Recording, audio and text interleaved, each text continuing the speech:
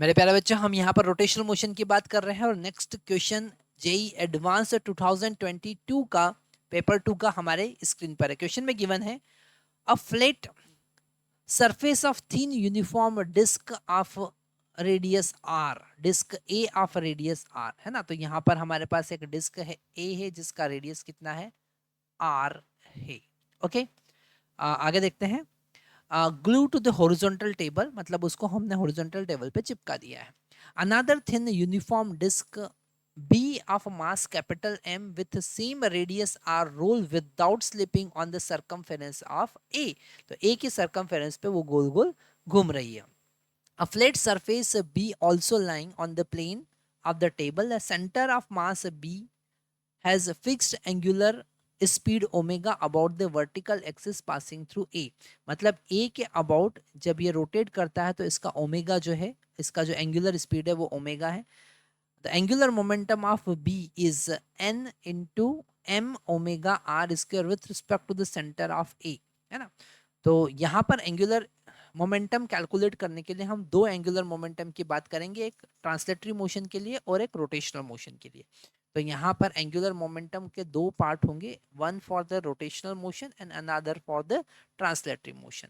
तो अगर हम रोटेशनल मोशन की बात करेंगे तो वहाँ पर होगा उसका moment of inertia I into उसका angular speed with respect to centre of mass. उसका जो सेंटर ऑफ मास है उसके रिस्पेक्ट में उसका एंगुलर स्पीड प्लस, अगर हम ट्रांसलेटरी मोशन की बात करेंगे तो हम लिख सकते हैं m उसका मास इंटू उसका velocity of centre of mass into distance, जिसके अबाउट हमको निकालना है। तो डिस्टेंस यहाँ से हो जाएगा 2r, a के अबाउट हमें फाइंड करना है, ठीक है। तो यहाँ पर अगर हम I की बात करें उसके सेंटर से पास होने वाली एक्सिस के अबाउट, तो हम लिख सकते हैं mr²/2। और omega with respect to centre of mass की बात करें, जब ये इस सर्कल पर रोटेट कर रहा है तो ये 2r रेडियस के सर्कल पर रोटेट कर रहा है। इसका रेडियस कितना है, 2r, ठीक है। पर जब ये रोटेट करेगा खुद की एक्सिस के अबाउट तो रेडियस r होगा।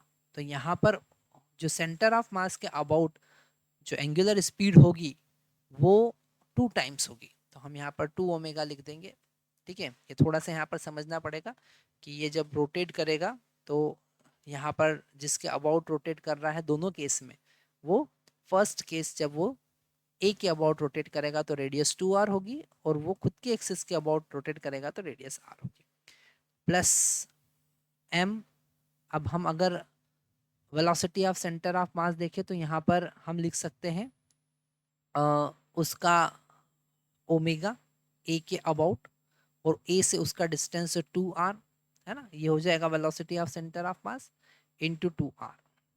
तो यहाँ 2 से 2 कैंसिल कर सकते हैं। L का वैल्यू हमारे पास 5m r² इंटू ओमेगा आया, n का वैल्यू हमारे पास में आ जाएगा 5। Thank you.